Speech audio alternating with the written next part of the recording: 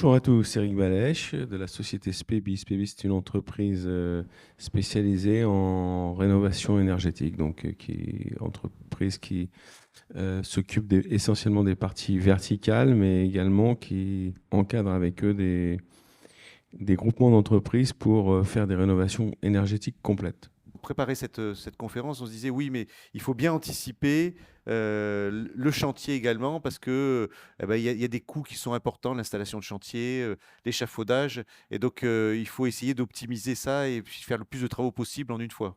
Oui, alors tout à fait. Une des clés de la réussite d'un chantier, et également pour minimiser les coûts, c'est une excellente préparation.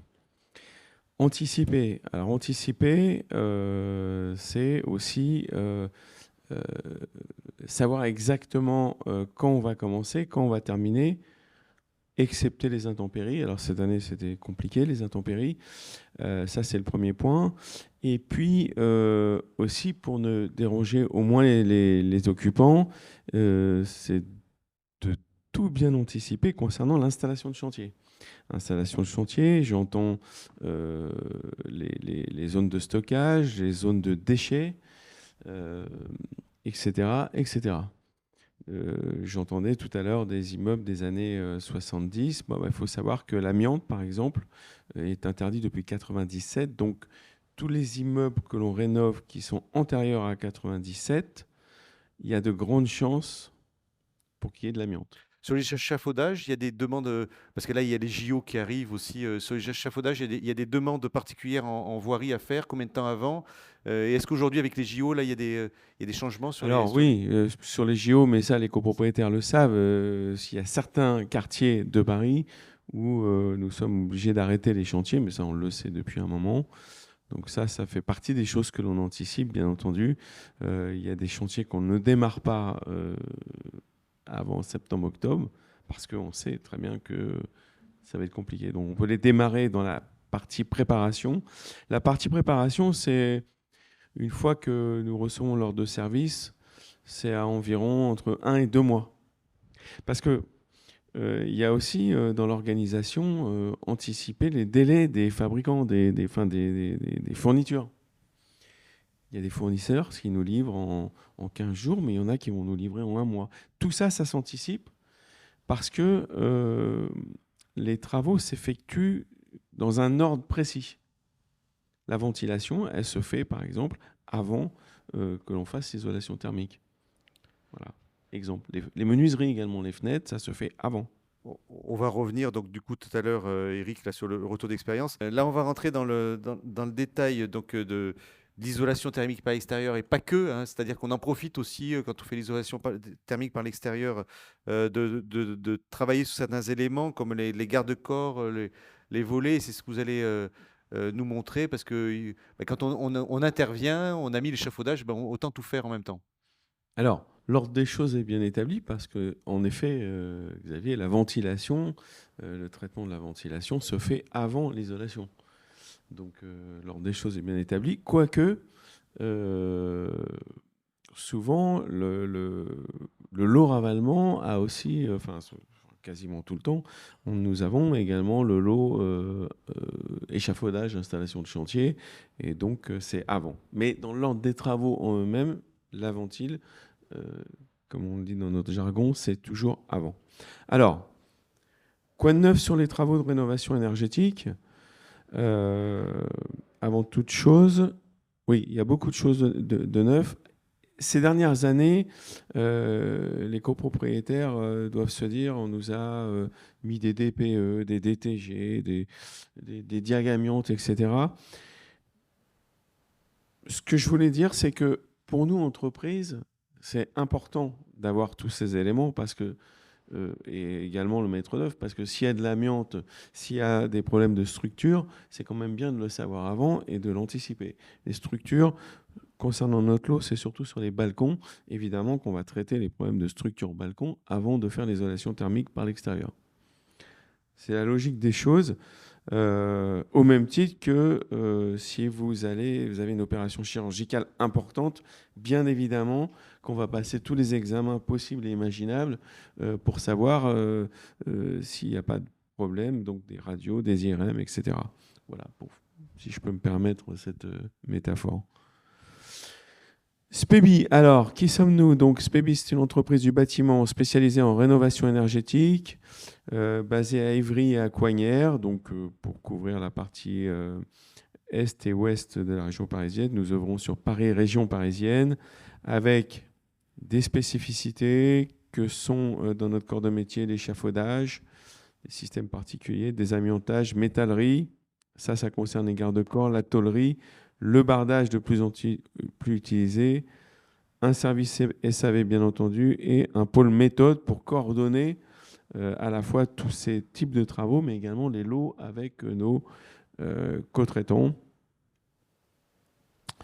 Chiffre d'affaires, bah écoutez, c'est une entreprise qui s'est organisée. Alors toutes les entreprises de ravalement qui se sont organisées pour prendre le virage de leur rénovation énergétique, bah bien évidemment, le chiffre d'affaires a explosé grâce justement au travail de tous les organismes qui ont été cités précédemment. À savoir que nous travaillons pas simplement dans la copropriété, nous travaillons chez les bailleurs, donc qui représentent 45% de notre activité. Un service SAV, c'est important, un service SAV. Quand on a ce genre de travaux, alors je vous rassure tout de suite, c'est pas Spebi qui a fait ça. Mais on parlait tout à l'heure de problèmes de qualité d'ailleurs. On parlait de problèmes de qualité. Attention aux entreprises que vous choisissez. Là, évidemment, l'entreprise, pourquoi on nous demande d'intervenir? Parce que l'entreprise a disparu. La photo de gauche, pour info, c'est 3 mois après réception. Hein. Et pour ceux qui connaissent, on s'aperçoit que sur les panneaux, il y a 2 chevilles. Ah, évidemment, si vous êtes exposé au vent, ça part. C'est tout à fait logique parce qu'en fait, des chevilles, il doit y en avoir 5 par panneau. Donc si vous en mettez 2, ça peut tenir, mais ça peut ne pas tenir, n'est-ce pas? Voilà. Et puis là, pour les spécialistes, c'est un peu un système de bardage qui s'appelle l'aquaplanel. Eh bien, l'ossature, elle était fixée, voilà, et puis ça fait boum. Alors l'isolant, il est resté, mais pas la plaque. C'est un pont béton, bon, voilà. Surtout s'il pleut. Voilà, donc tout ça pour dire, bon, c'est pas commun, mais attention aux entreprises que vous choisissez. Mais au-delà de ces cas catastrophiques, c'est important, il y a toujours des petites retouches à faire, des choses sur lesquelles il faut revenir. Et on appelle ça la garantie de parfait achèvement. C'est important de savoir. Donc, quand vous avez des entreprises à choisir, messieurs, mesdames les copropriétaires, demandez s'il y a une garantie de parfait achèvement. Nous, en fait, nous l'avons dans le cadre de notre ISO 9001. Il n'y a pas que Spebi qui a ce service. Il n'est pas payant, pour le coup. On ne facture pas, surtout si c'est nos travaux. Là, évidemment, on va facturer parce que ce n'est pas nous qui l'avons fait. Mais concernant nos travaux, on ne facturera pas des désordres. Voilà. Je précise quand même que, bon, je tairai le nom de l'entreprise qui n'existe plus, mais enfin l'architecte, il aurait pu voir quand même qu'il y avait un problème, puisque normalement, il y a des réunions de chantier qui ont lieu une fois par semaine. Donc là, il aurait pu voir qu'il y avait quand même un problème dans la pose des panneaux. Voilà. Oui, donc là, on peut donner aussi comme conseil aux copropriétaires qui nous écoutent, puisqu'on parle de bien optimiser les travaux, prévoir les choses correctement. Ces réunions de chantier sont un élément essentiel de la réussite des travaux de rénovation. On a toujours, c'est un peu le charme du direct, il y a toujours des imprévus, des intempéries, une marchandise qui arrive trop tard. Voilà, il y a toujours des imprévus, des réglages, c'est normal, c'est la vie d'un chantier, c'est le direct. Et donc il y a une réunion par semaine. Les copropriétaires, enfin pas les copropriétaires, le conseil syndical est convié, voilà, une fois par semaine pour échanger, voilà, sur ce qui va, sur ce qui ne va pas. Et c'est important d'avoir un conseil syndical impliqué, voilà. Dans les changements, parce que la thématique, c'est quoi de nouveau dans la rénovation énergétique? Eh bien, il y a des petites révolutions qui se font dans le domaine de l'échafaudage. Et c'est tant mieux, c'est du bon sens. ce qu'on appelle, vous voyez à notre gauche, alors c'est à votre gauche ou C'est pareil. à ma gauche, voilà, à la gauche, vous voyez des tours d'escalier. Donc jusqu'à présent, on passait dans l'échafaudage, ça existe encore, mais de plus en plus, et notamment sur Paris, on impose des tours d'escalier. C'est un petit peu plus cher, mais ça va permettre à l'entreprise d'aller plus vite. Ça permet d'avoir... Enfin, c'est un peu plus cher pour l'entreprise, en réalité. Mais à contrario, l'entreprise va gagner du temps, de l'énergie et de la sécurité. Voilà. Pas négligeable. La sécurité, c'est pour tout le monde, également les copropriétaires. Et puis les ascenseurs monte-charge, bah, écoutez, maintenant, une fois qu'on voit que ça existe, eh ben, c'est dingue, mais jusqu'à présent, les compagnons, ils montaient tout à la main. Sauf si vous aviez un échafaudage qu'on appelle un échafaudage volant. Mais vous voyez, dans ce cas-là, si vous n'avez pas d'ascenseur monte-charge, eh bien, il faut tout se faire à la main. Donc, quand vous avez du bardage, etc., eh bien, c'est quand on se fatigue qu'on fait des erreurs sur des chantiers. Il ne faut pas l'oublier, on ne perd pas simplement du temps, on fait aussi des coquilles. Quoi de nouveau dans la rénovation énergétique? La réglementation incendie qui a énormément évolué. Alors, il y a de moins en moins de polystyrène, mais il faut savoir que quand il y en a, en isolant, on met des bandes coupe-feu.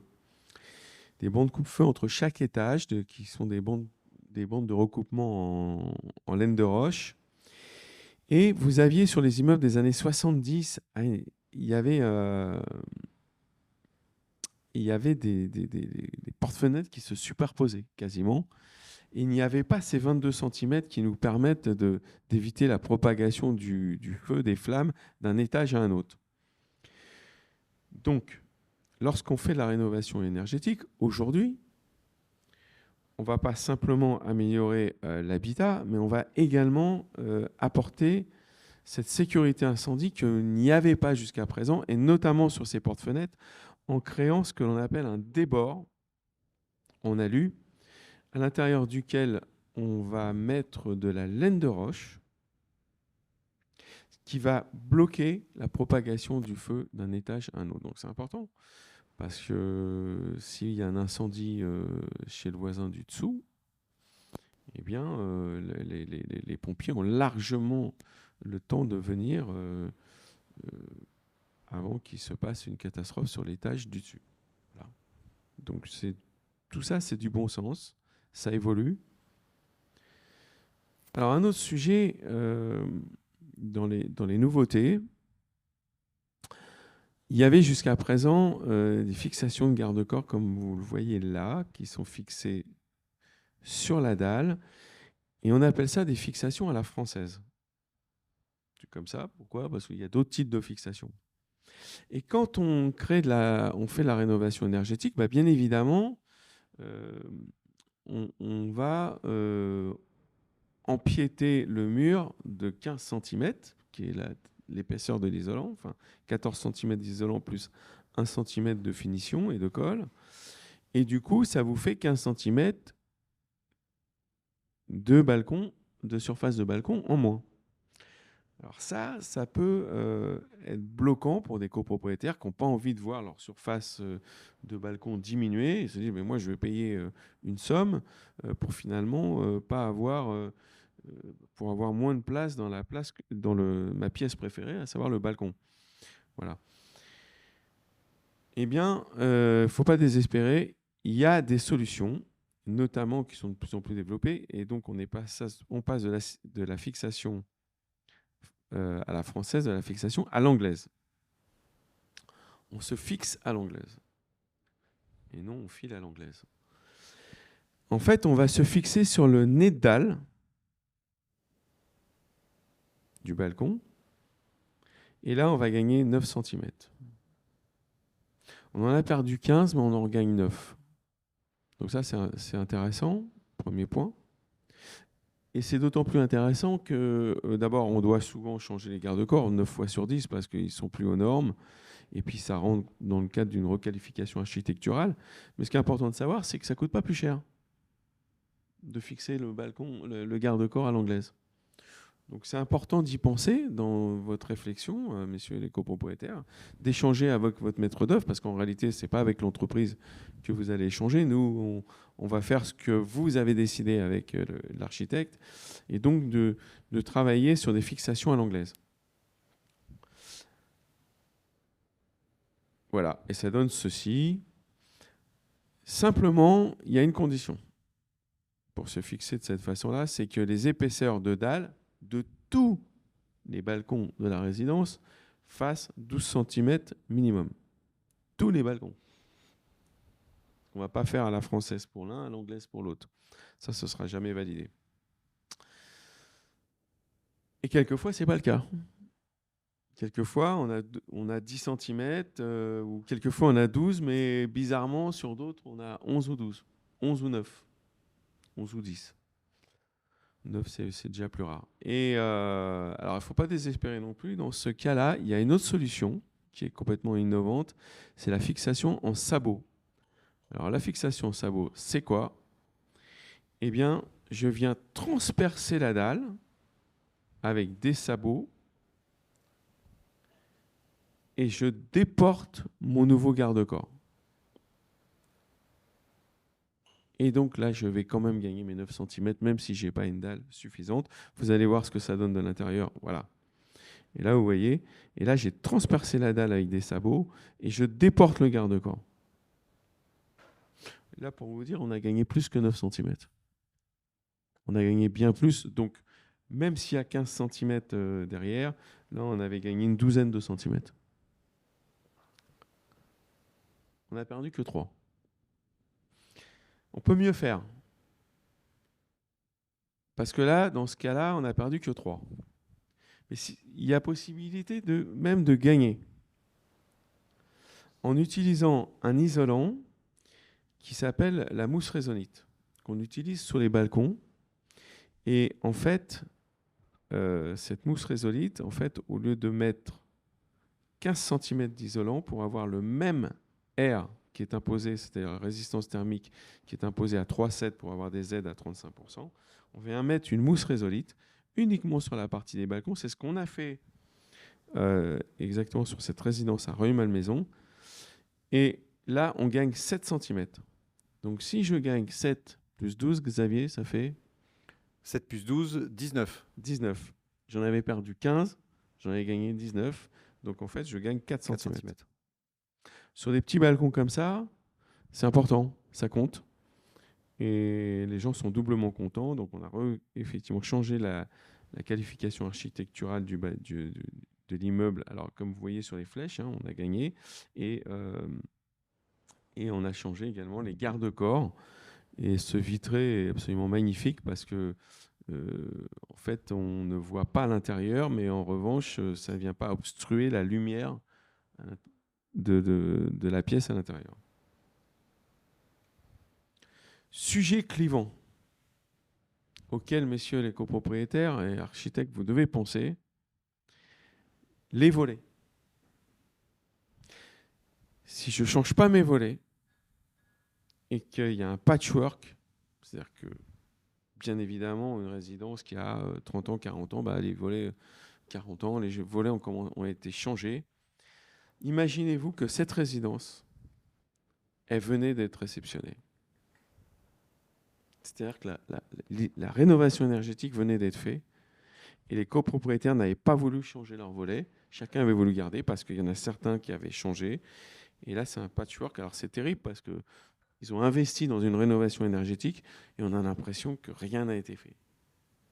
Ils ne s'en rendaient pas compte parce que, comme la façade était sale, on ne faisait pas forcément attention. Mais là, maintenant, la façade, elle est nickel, et on ne voit que ça. Alors ça, c'est terrible.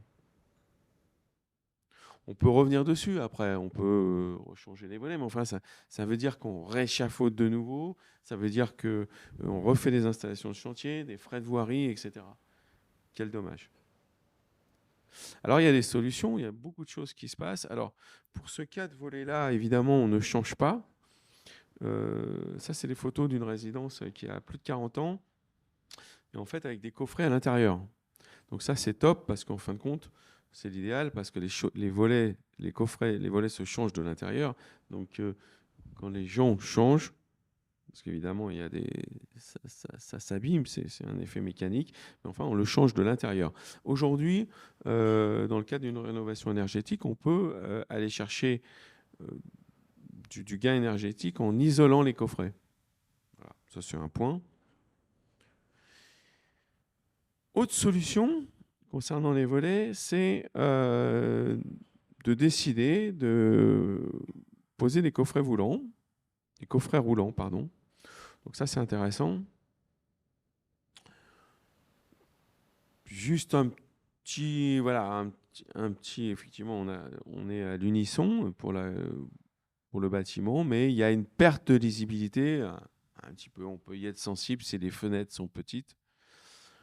Ça, c'est ce qui existait jusqu'à présent. C'était la réponse que l'on pouvait proposer. Et depuis quelque temps, il y a un système nouveau. Alors, il y a un fabricant, mais il y en a un deuxième qui arrive.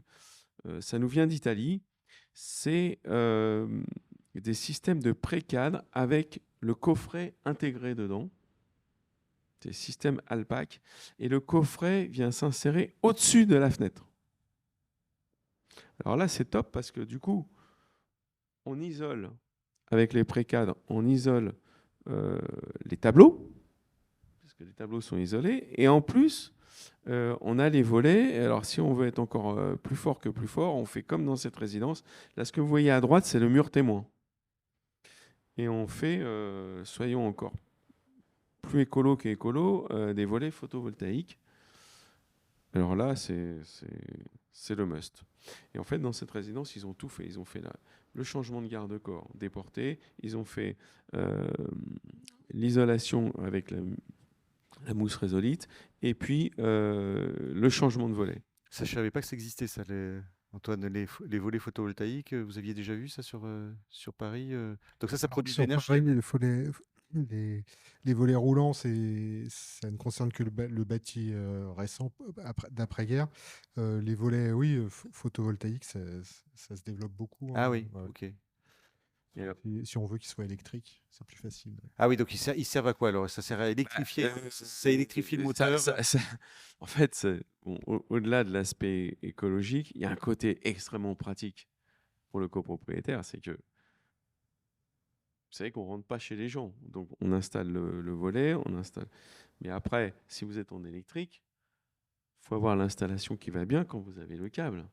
Donc souvent, quand vous êtes en installation électrique, il faut aller faire des saignées. Ah oui. Ou vous installez des goulottes.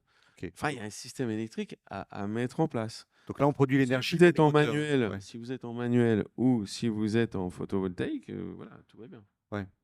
Ok. Je vous recommande ça d'ailleurs. Après, moi, je suis pas vendeur de volets, hein, mais j'échange. J'aime bien échanger avec les copropriétaires, avec les maîtres d'œuvre. On aime bien et faire part de notre expérience. C'est pour ça que vous nous invitez, Xavier. Voilà. Un mur témoin, c'est toujours intéressant. Avant de livrer 300 volets, on aime bien que les copropriétaires soient convaincus et qu'ils ne changent pas d'avis. Hein, voilà. C'est la même chose pour les garde-corps. Donc quand je vous disais en préalable qu'il y a une partie préparation, bah nous on anticipe tout ça. Voilà, ce mur témoin, ces panneaux témoins, il faut que les copropriétaires soient convaincus. Voilà. Et ça donne ceci, donc avant les travaux et après les travaux. Pardon, pendant, après. Autre sujet sur lequel la copropriété doit réfléchir, mais bien réfléchir, c'est les isolants biosourcés. Je vois que l'Agence parisienne pour le climat bouge, parce qu'ils aiment bien les produits biosourcés. Aujourd'hui, il y a deux systèmes qui ont les avis techniques, c'est le liège et le bois. Voilà.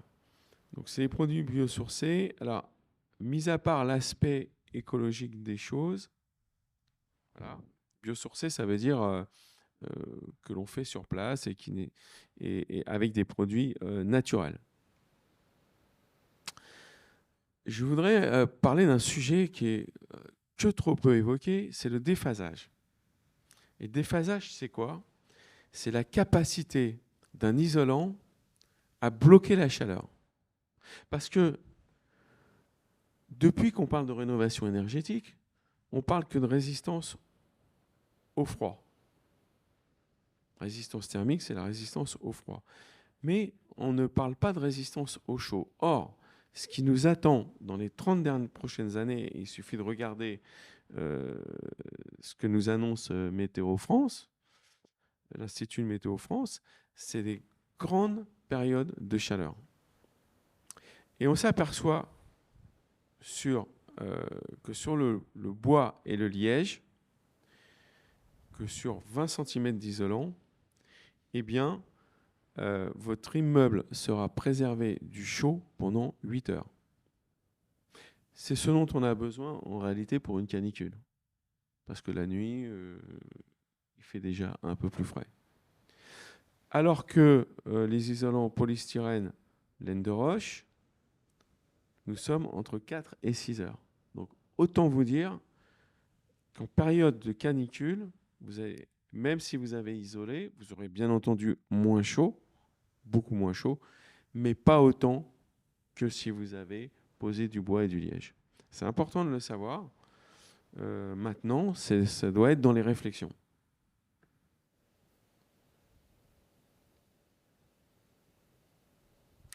Mais, on parlait tout à l'heure de la réglementation incendie. Il faut savoir que le liège et le bois, il y a quand même des contraintes. Et parmi ces contraintes, alors surtout le bois, parce que le liège a cette complexité, c'est que pour avoir une résistance thermique de 3,70, il faut avoir un isolant de 18 cm. Alors que le bois, c'est 14. C'est beaucoup. C'est beaucoup, 18. Et en plus, le liège est plus cher aujourd'hui, à l'heure où nous parlons. Mais on doit faire des bandes de recoupement entre chaque étage, comme vous pouvez le voir sur chacune des photos, entre chaque étage. Et l'isolant bois, croyez-moi, même si le prix au mètre cube, il n'est pas si loin que ça que la laine de roche, donc vous pourriez dire, au même prix, je pourrais avoir un isolant laine de roche. Détrompez-vous parce que en réalité, pour nous, il y a 2 fois plus de boulot. Il y a 2 fois plus de boulot parce que ces bandes de recoupement, d'une part, ce qui ne seront pas faites sur une isolation laine de roche, et en plus, il faut savoir que le bois est imponçable. On ne peut pas poncer le bois. Donc, quand on a besoin de s'aligner et d'avoir une surface plan, eh bien, on doit mettre 2 fois plus d'attention lorsqu'on pose l'isolant, et puis on doit mettre 3 fois plus de matière en finition. Donc on doit passer 2 fois plus de passages en finition. Donc ça, c'est important. Sans oublier le fait que pour les découpes, là vous voyez à gauche, il y a beaucoup de découpes, c'est normal. Quand on a du bois, c'est la scie sabre. C'est pas la scie classique. Donc c'est beaucoup plus de travail. Donc c'est plus cher. Donc c'est une vraie réflexion à avoir. Ce que je vous recommande, messieurs les copropriétaires, c'est de demander les 2 versions dans vos devis. Vous dites, voilà, qu'est-ce que ça va me coûter si vous me faites en finition bois? Qu'est-ce que ça va me coûter si vous me faites en isolant roche? Et après, vous décidez. C'est ce raisonnement-là qu'il faut, à mon sens, tenir. C'est ce que je ferais si j'avais un projet de rénovation énergétique. Voilà, ensuite je vais aller vite. Sur l'aspect esthétique, ça évolue beaucoup. Système de pochoir, vous parliez des autorisations ou pas des architectes des bâtiments de France. Quelquefois, il y a des systèmes sur des finitions briques. Eh bien, on peut rapporter les effets briques avec des systèmes de pochoir, avec des reliefs. Le bardage a également énormément évolué. Voilà, des pointes de diamant pour amener une touche à l'entrée de la résidence. Et c'est vrai que pour les levées, couchers de soleil, c'est extrêmement joli. Alors je dis joli, ça c'est... Je ne devrais pas dire ça parce que c'est La beauté, c'est quelque chose de tout à fait personnel, mais en tout cas, ça, c'est très technique. Preuve en est, lorsqu'il y a du bardage, il y a tout un calcul incroyable à faire au niveau des poses d'ossature. Voilà. Donc il y a des carnets de détails à produire à l'architecte. Et nous, il ne faut pas qu'on se trompe de 2 mm, quoi, hein, parce que les panneaux doivent s'aligner pile poil, et notamment pour nos commandes. D'où la nécessité d'avoir un bureau d'études en interne. Messieurs, dames, si vous avez fait le choix de faire du bardage dans votre copropriété, demandez à ce que l'entreprise ait un bureau d'études bardage en interne. C'est très important. Sinon, ça peut être une catastrophe. Voilà, parmi les choses qui sont aussi tendance, les chantiers avec du bardage bois. Nous en avons fait un à Nanterre. Et puis voilà. Voilà pour la présentation. Merci Eric. Là, on a vu pas mal effectivement de nouveautés. Et en tout cas, comment gagner la surface et l'épaisseur avec ces nouveaux matériaux.